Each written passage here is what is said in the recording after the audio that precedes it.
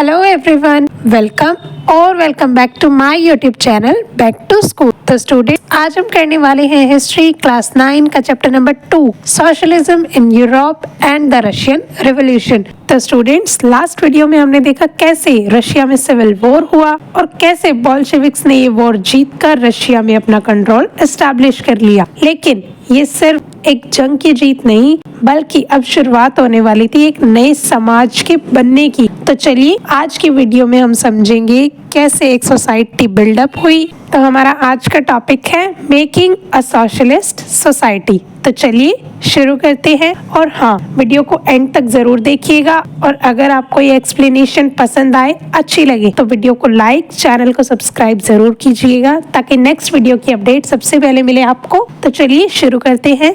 क्या हुआ देखो, after winning the civil war के जीतने के बाद बोल्शेविक्स के सामने सबसे बड़ा चैलेंज क्या था कि अब हमें एक सोशलिस्ट कंट्री बनानी है। लेकिन कैसे बनाई जाए? लेनिन और उनके जो फॉलोअर्स थे वो सिर्फ सरकार जीतने तक का सपना नहीं देख रहे थे, बल्कि वो चाहते थे कि अब एक ऐसे समाज को बनाया जाए, एक ऐसे समाज का गठन किया जाए जहां हर कोई इक्वल हो, सब लोग मिलकर काम करें, ना कोई अमीर हो ना कोई गरीब, किसी को भी उसके जाति, धर्म, रंग, इस आधार पर उसके साथ भेदभाव ना किया जाए। इन सब का विजन यही था कि एक ऐसी सोसाइटी जहां पर सब लोग काम मिलकर करें और सबकी मेहनत वो देश के विकास के लिए हो, ना कि कोई पर्सनल प्रॉफिट के लिए हो। और ये लोग ये भी चाहते थे कि प्रॉपर्टी सिर्फ एक इंडिविजुअल पर्सन के पास ना हो, बल्कि हर किसी के पास एटलीस्ट इतनी तो जमीन हो कि वो उस पर खेती करके अपने बेसिक नीड्स को फुलफिल कर सके।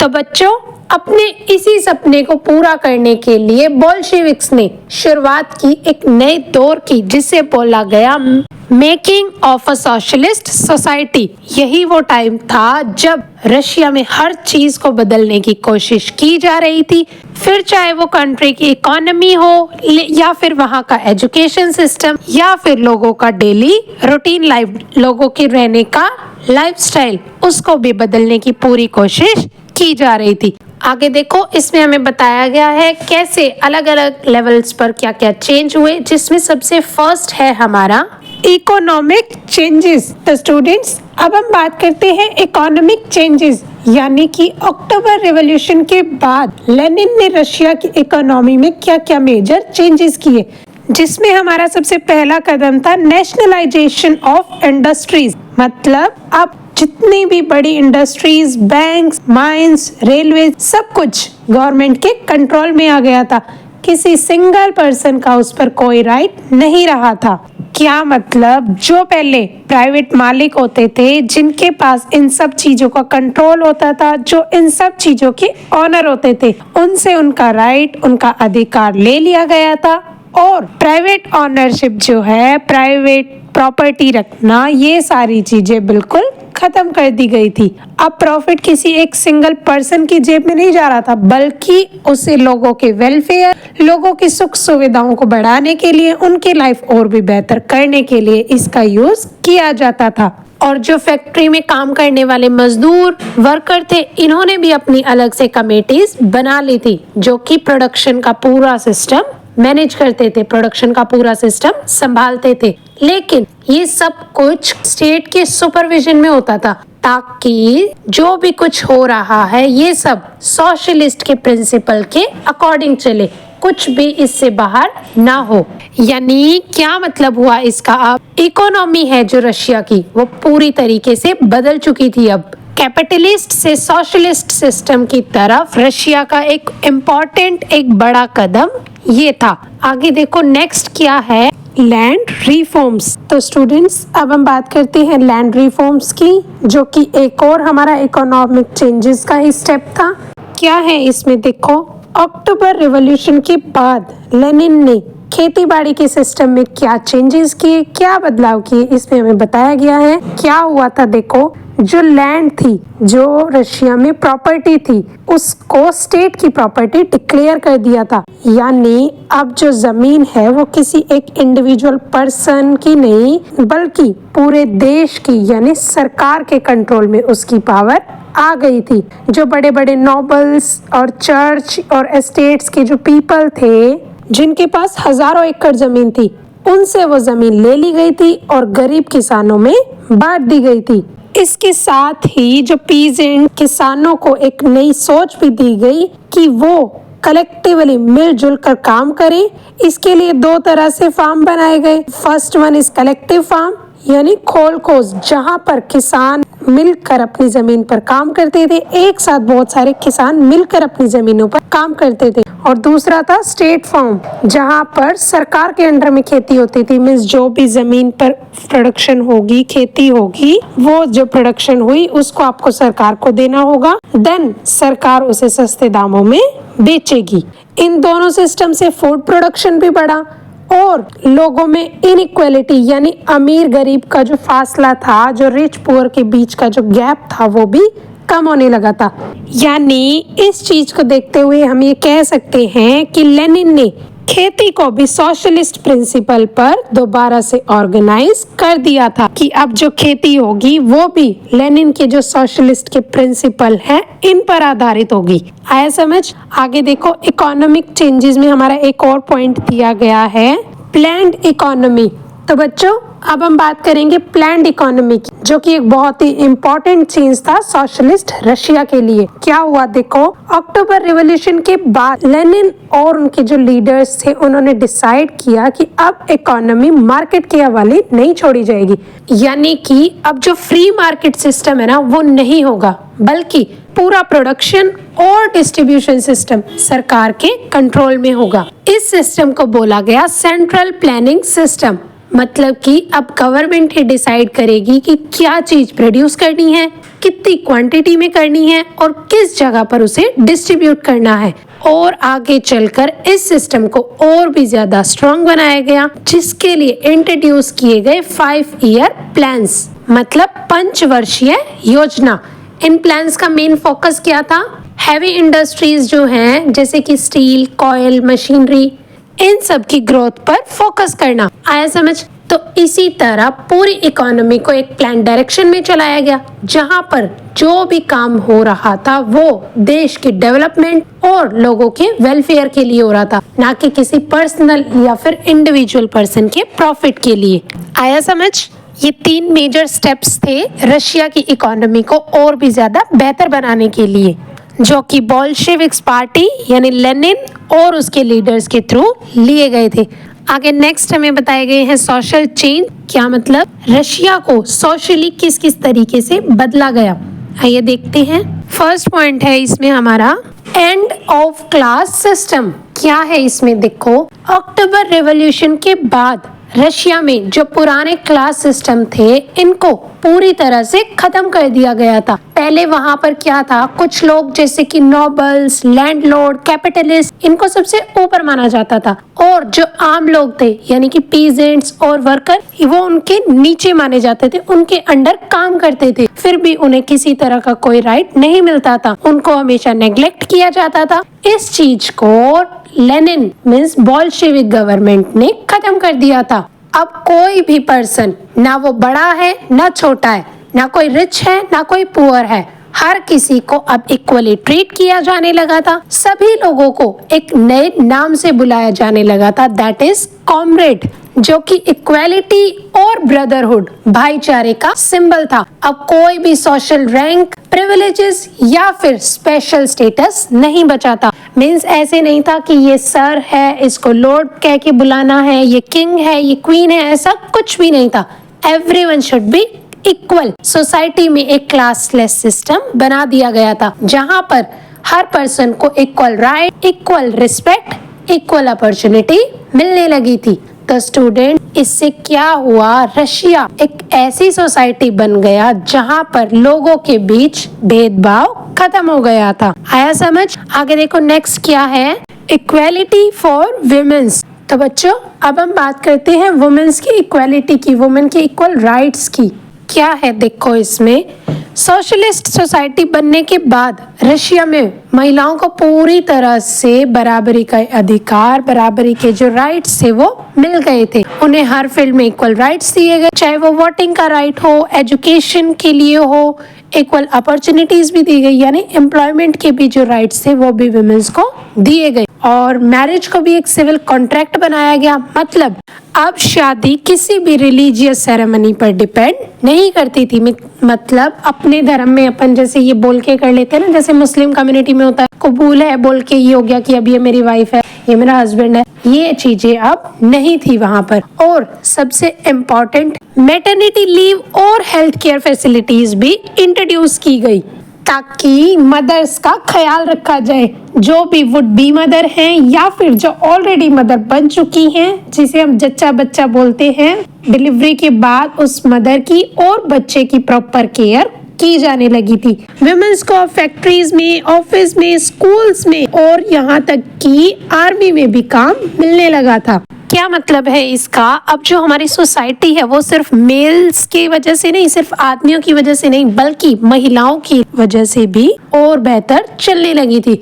यानी कि एक ट्रूली इक्वल सोशलिस्ट सोसाइटी बन रही थी। आ गया समझ? आगे देखो नेक्स्ट क्या है, एजुकेशन एंड कल्चर। तो बच्चों अब हम बात करेंगे एजुकेशन और रशिया के कल्चर में क्या क्या चेंजेस हुए। देखो क्या हुआ था, सोशलिस्ट सोसाइटी बनने के बाद एजुकेशन को बहुत ज्यादा इम्पोर्टेंस दी गई। एजुकेशन सबके लिए फ्री और सबके लिए कंपलसरी की गई ताकि हर बच्चा बिना किसी भेदभाव के पढ़ लिख सके।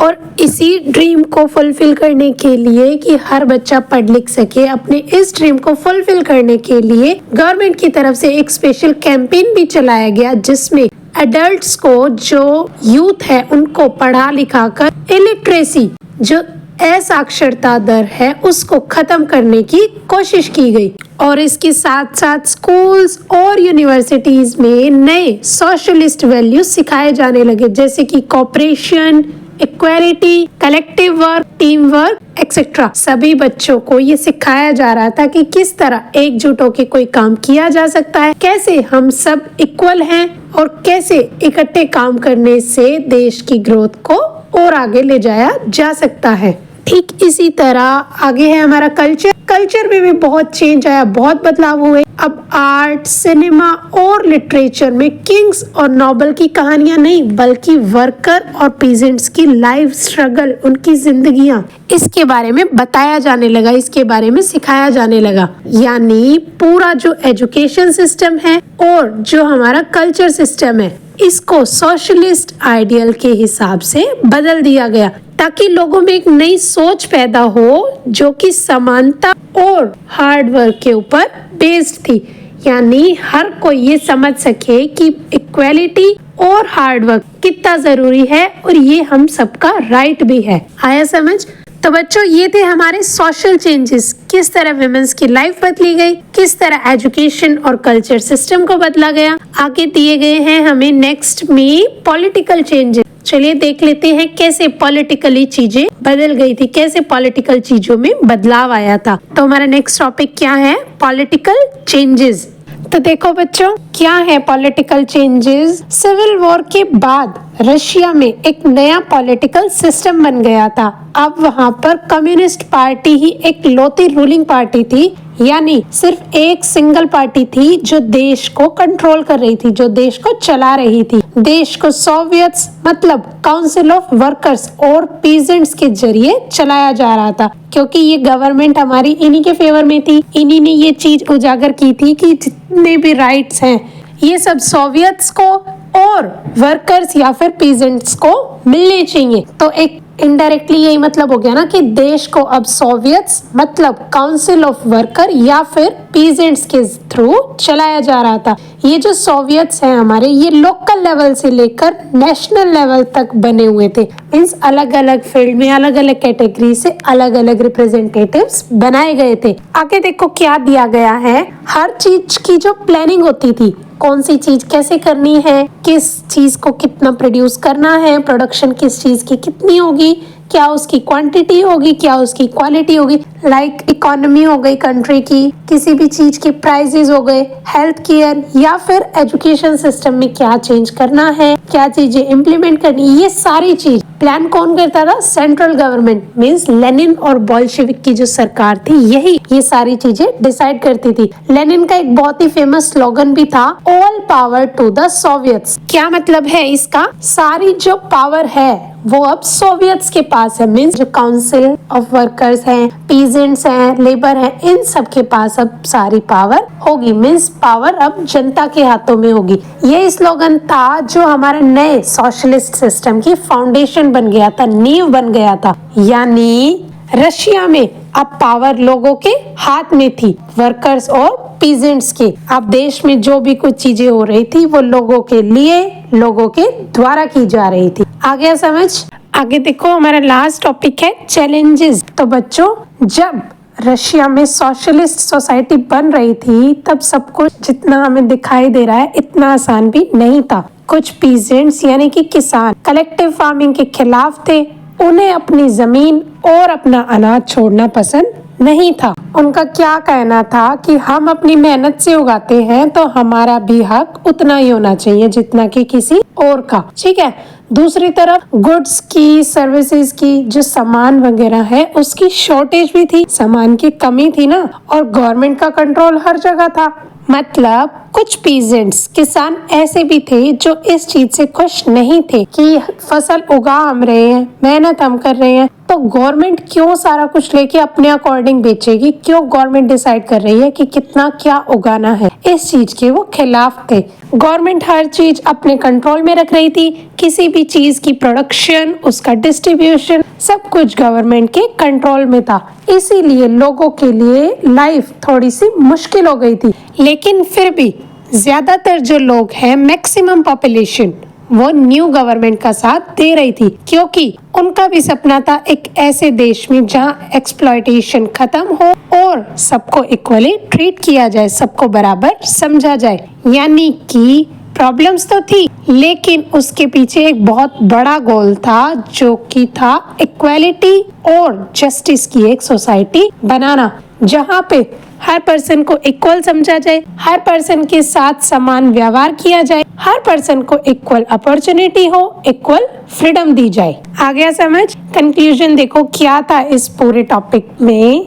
तो बच्चों, the making of socialist society, इसने पूरे रशिया का चेहरा ही बदल दिया था। रशिया दुनिया का पहला सोशलिस्ट देश बन गया था जहां पर प्रोडक्शन का पर्पस ओनली वेलफेयर था, ना कोई प्राइवेट प्रॉफिट, ना कोई इंडिविजुअल पर्सन का प्रॉफिट। यानी कि अब फैक्ट्री का फायदा किसी एक मालिक या किसी एक रिच लैंडलॉर्ड, एक सिंगल पर्सन का नहीं, बल्कि पूरे समाज का होता है। सोवियत सोसाइटी की इस सिस्टम ने कंट्री में से इनइक्वालिटी को खत्म किया और वर्कर्स और वुमेन्स दोनों को ही एक नई पहचान मिली, एक नई डिग्निटी के साथ वो जीने लगे थे।